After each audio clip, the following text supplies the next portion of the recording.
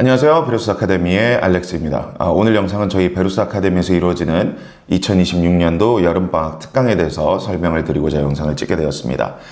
먼저 오늘 영상이 조금 길 수도 있으니까요. 저희 영상 같은 경우에는 밑에 하단부에 타임스탬프가 찍혀 있을 겁니다. 그래서 그 타임스탬프에 따라서 필요하신 부분들만 시청을 하시면 될 것 같습니다. 먼저 각 과목에 대해서 설명을 드리기에 앞서 일단 전체 수업에 대한 공지사항 먼저 말씀드리고 시작하도록 하겠습니다. 네, 저희 이번 여름방학 수업들 같은 경우에는 모두 오프라인은 송도에서만 이루어지게 되었고요. 그래서 두 세션 모두 다 4주 송도에서 오프라인으로 이루어집니다. 물론 온라인으로 실시간으로 참여하는 것도 가능하고요. 그리고 VOD로도 수업에 참여가 가능합니다. 모든 수업은 주 3회 수업으로 이루어지고요. 각 수업은 2시간씩 이루어지게 됩니다. 그리고 한 세션에 4주 동안 이루어지기 때문에 총 일주일에 3번, 그리고 4주, 그리고 2시간씩 이루어지게 됩니다. 따라서 한 세션에 12회 수업이 되겠고요. 그리고 24시간의 수업 시간이 나온다고 보시면 될 것 같습니다. 물론 이제 특정 과목에 따라서 저희가 모두 셀러버스들을 준비를 해놨는데 어떤 아이들 같은 경우에는 어떤 수업 12회차 수업 중에 어떤 수업만 골라 듣고 싶어요 라는 학생들 같은 경우에는 미리 말씀을 해주시고 이유가 타당하기만 하다면 그렇게 골라 들으시는 것도 가능은 합니다. 그렇지만 저희는 가능하면 추천을 드리는 것은 12회를 통으로 듣는 것을 추천을 드리고 있습니다. 또한 저희 수업 같은 경우에는 최소 인원이 있습니다. 그래서 최소 3명 이상의 아이들이 모여야지 수업이 개설이 가능하고요.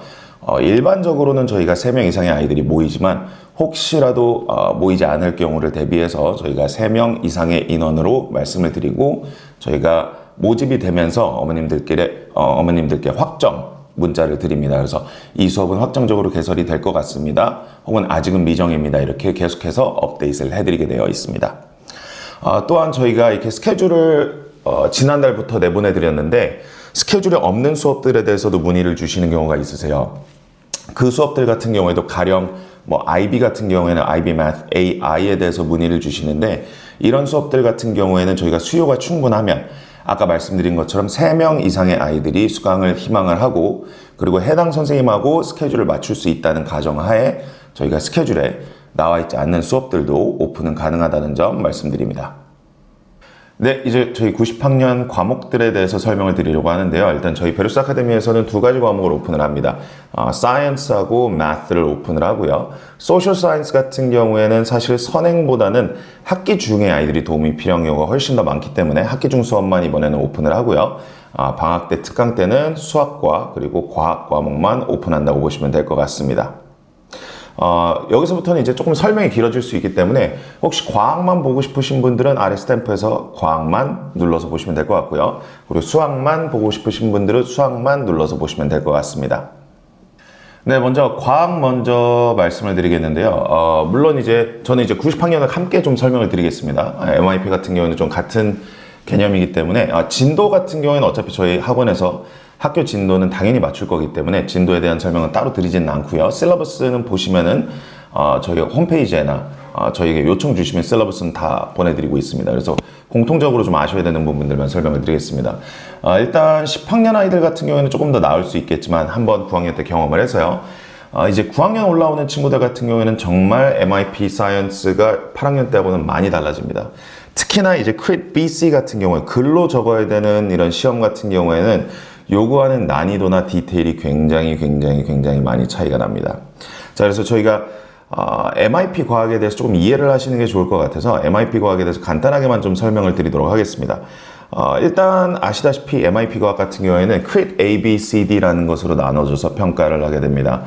CRIT A는 일반적으로 저희가 다 아는 그런 시험 포맷이기 때문에 이제 개념을 잘 공부하고 잘 숙지한 아이들 같은 경우에는 실수만 하지 않으면 점수를 잘 받는 경우가 있는데요. 일단은 문제 같은 경우는 BC가 가장 문제입니다. 이제 BC는 글로 적는 시험인데요. 먼저 B부터 좀 간단하게 말씀을 드리자면 B 같은 경우에는 아이들이 실험을 설계해야 됩니다. 실험을 설계한다는 것은 실험의 주제부터 가설을 세우고 그 가설을 뒷받침할 수 있는 가설의 이유를 뒷받침할 수 있는 백그라운드 지식 같은 것들도 쭉 적어야 되고요.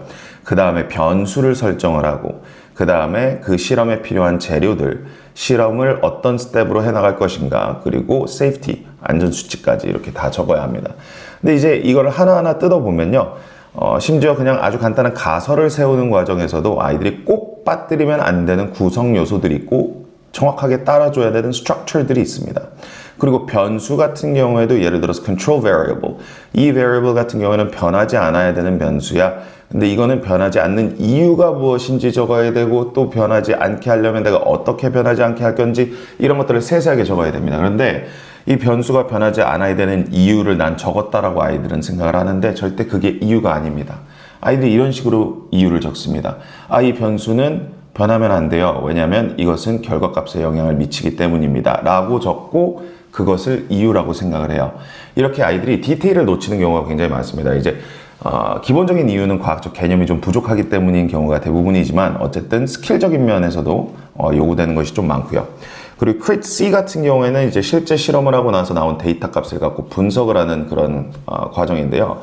이 C 같은 경우에도 데이터 정리, 그러니까 내가 raw 데이터로 얻은 것을 가지고 어떻게 계산을 해서 어떻게 정리를 할 것인가, 어떤 그래프를 그릴 것인가, 어떤 종류의 그래프를 그릴 것인가, 그 그래프와 테이블에 있는 값을 내가 어떻게 트렌드를 해석해낼 것인가, 그리고 그 트렌드를 결론적으로 봤을 때 내 가설과 어떻게 연결 지을 것인가, 이런 것들이 크리티입니다. 생각보다 어려워요. 근데 이제 어렵다라는 것이 내용도 어렵지만 들어가야 되는 구성 요소들을 완벽하게 맞춰내는 게 어렵습니다.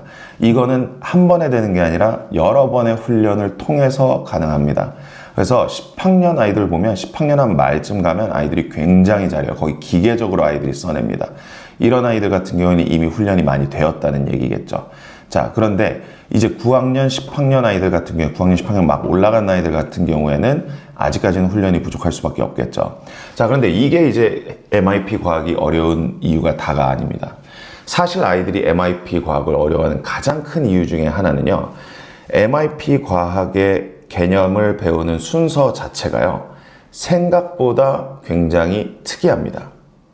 사실 아이들이 더 어려워하는 이유는 이 특이한 진도 때문인데요. 이 진도라는 것이 과학 개념을 하나를 배울 때 가령 한번 예를 들어 볼게요. 산성 염기성에 대해서 배운다라고 봅시다. 그래서 산성이라는 산성을 띠는 물질에 조개 껍질을 넣어서 이 조개 껍질이 얼마나 분해가 되는지, 얼마나 질량이 줄어드는지 이런 걸 실험을 했다고 보겠습니다. 그럼 일반적인 저희 생각으로는 이거는 화학이구나 라고 생각이 드실 거예요. 자, 그런데 MIP 커리큘럼에서, 특히나 체득의 MIP 커리큘럼에서는 이거는 첫째 문제, 산성 염기성을 가르치기 전에 그 산성 염기성을 이해하기 위한 앞단계의 과학 개념을 가르치지 않습니다. 그럼 아이들 입장에서는 일단 뭘 하는지를 몰라요. 그리고 두 번째, 이 산성 염기성에 대한 개념을 배우고 나서 이 개념에서 끝나는 것이 아니라 이것을 environmental science, earth science 쪽으로 바로 연결해서 넘어갑니다.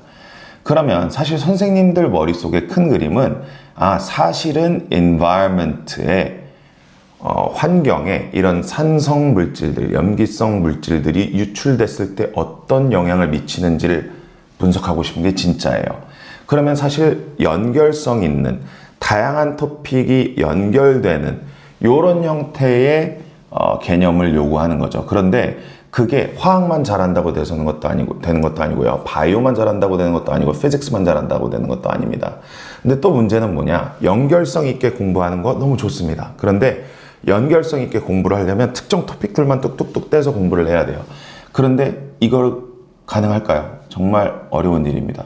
과학이라는 과목은 하나를 배우고 그 위에 얹어서 배우고 또 얹어서 배우고 연결성이 있게 배우는 과목이지, 다양한 분야의 것들을 그냥 뚝뚝 떼어와서 연결시킬 수 있는 건 아니에요.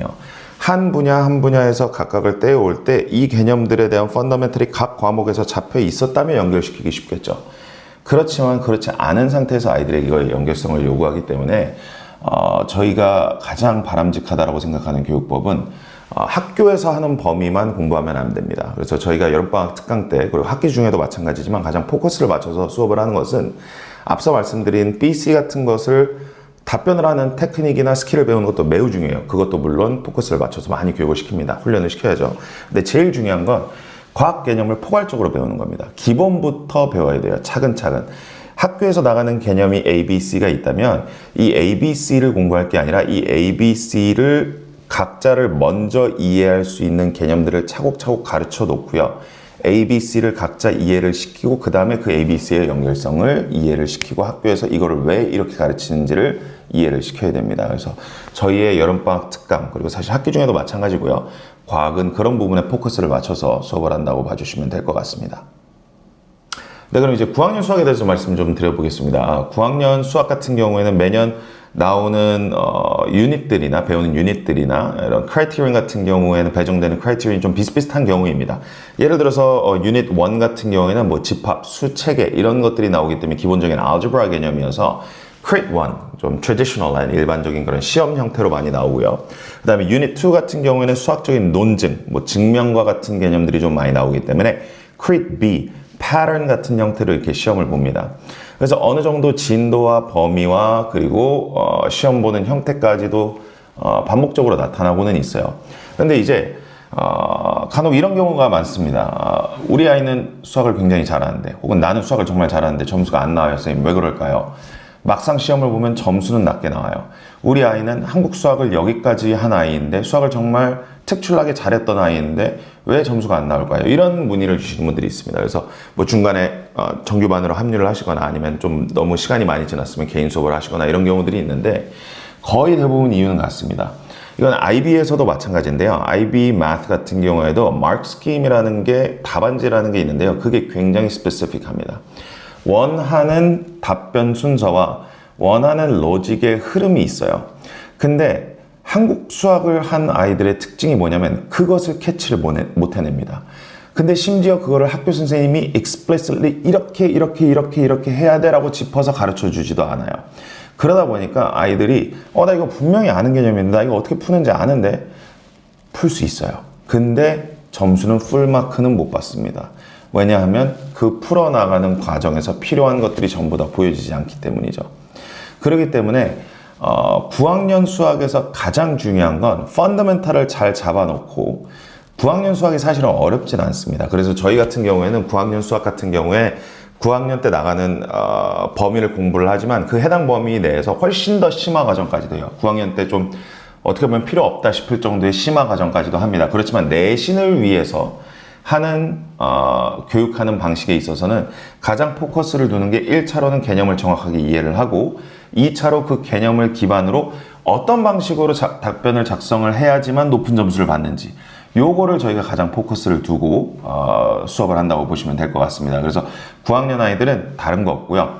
학교에서 배우는 개념 일단 1차적으로 커버하고 거기서 최대한 조금 더 심화, 학교에서 요구하지 않는 것 이상으로도 공부를 해보고 그 외의 시간에 추가적으로 좀 더 IB 때 대비를 할 수 있는 10학년 때 대비를 할 수 있는 진도를 추가적으로 나가는 것 그리고 그 와중에 학교 범위 내에서는 답변을 얼마나 완벽하게 적는지를 연습시키는 것 이게 저희 학원의 특강의 목표라고 보시면 될 것 같습니다. 네, 다음은 10학년 수학에 대해서 말씀을 좀 드려보겠습니다. 10학년 수학 같은 경우에는 사실 9학년 때보다 확실히 많이 까다로워지고 많이 어려워집니다. 이제 선생님들 같은 경우에도 어쨌든 10학년이 지나가면 이 아이가 11학년에 올라갔을 때 AAHL을 들을 것이냐, AASL을 들을 것이냐, AIHL, AISL을 결정 지어줘야 되기 때문에 이 아이에 대한 판단을 정확하게 내리기 위해서 학교에서 나가는 진도들조차도 어떻게 보면 IB와 굉장히 연계성 있는 토픽들을 많이 나가고요. 그리고 서머티브에 주어지는 문제의 난이도들도 물론 시험마다 조금 다르지만 대부분의 시험들은 난이도가 9학년에 비해서 확실히 확 높아집니다. 그렇기 때문에 10학년은 방학 때 정말 개념을 심도 있게 많이 준비해 놔야 되고 저희는 거의 IB 수준으로 가르쳐야 된다고 생각을 하고 개념을 가르칩니다. 물론 문제 스타일 같은 경우에는 IB 스타일로 내시는 경우도 있지만 학교 선생님들 성향마다로 좀 스타일대로 문제를 내시는 경우도 있어요. 그래서 저희도 어쩔 수 없이 저희가 자체적으로 문제를 좀 제작을 합니다. 그래서 저희의 여름방학 때 목표는 학교에서 10학년 때 배워야 되는 개념의 그 수학 개념들을 실제 IB 수준까지 좀 끌어올려서 가르치고 그리고 학교에서 나올 만한 문제들 유형까지도 좀 변형될 수 있는 문제 유형들, 저희가 자체 제작해봤던 문제 유형들, 이런 것들을 통해서 최대한 MIP 플러스 IB 교육이 조금 동시에 될 수 있도록 이렇게 준비를 시키려고 노력을 하고 있습니다. 10학년 수학 같은 경우에는 사실은 정말 까딱 잘못해서 점수가 잘못 나오면 내가 IB Math, AA, HL을 들으려고 분명 계획을 하고 있었는데 난 엔지니어링 가야 되는데 난 이공계 가야 되는데 하는 아이들이 미끄러질 때도 있어요. 조금 점수가 잘못 나오기 시작하면 선생님이 나는 너 AA, HL은 조금 아닌 것 같은데 라고 말하기 시작하면 과목 선택을 할 때 조금 힘들어지는 경우가 있습니다. 그래서 10학년은 저희가 최대한 철저히 개념부터 차곡차곡 그리고 개념부터 조금 어렵게 깊게 가르치려고 노력을 하고 있고요. 이번 여름방학 때도 마찬가지로 10학년 1학기에 해당하는 개념을 말씀드린 형태로 준비시킬 거라고 보시면 될 것 같습니다. 네, 제가 오늘 준비한 영상은 여기까지인데요. 마지막으로 제가 말씀드리고 싶은 부분은 제가 여태까지 드렸던 말씀들을 종합해 보시면 아시겠지만 MIP 교육은 학교별 교육을 하는 학원에서 수업을 들으셔야 됩니다. 한마디로 체듀익반을 따로 만들어주는 학원에서 수업을 하시는 게 맞습니다. 굳이 저희 학원이 아니더라도 다른 학원에서 수강을 하시더라도 꼭 체듀익 아이들의 커리큘럼에 맞게 하는 반을 선택해서 들으시는 게 좋습니다. 수학 같은 경우에도 아무리 프리칼큘러스, 알제브라를 전체를 싹 다 선행을 했어요. 물론 너무 좋죠. 그렇지만 그게 얼마나 직접적으로 당장 내 아이의 내신과 그 다음 학년의 내신과 그 연계성에 얼마나 도움을 줄 수 있을지는 정말 한번 생각을 해보셔야 될 문제입니다. 그렇기 때문에 가능하면은 체듀익 반을 따로 만들어주는 학원에서 수강을 하시는 게 좋을 것 같고요. 저희 학원 같은 경우에는 어쨌든 모든 선생님들이 최소한 5년에서 10년 이상의 경력을 갖고 계시고 모두 체듀익 경험이 풍부하신 선생님들이시기 때문에 믿고 맡겨주시면 최대한 효율적으로 아이들을 교육할 수 있도록 하겠습니다. 제가 오늘 준비한 영상은 여기까지고요. 혹시 추가적인 질문이 있으시다면 학원으로 개별적으로 연락 주시면 저희가 전화 상담이나 대면 상담으로 잡아드려서 차근차근 더 설명을 드리도록 하겠습니다. 제가 오늘 준비한 영상은 여기까지입니다. 시청해주셔서 감사합니다.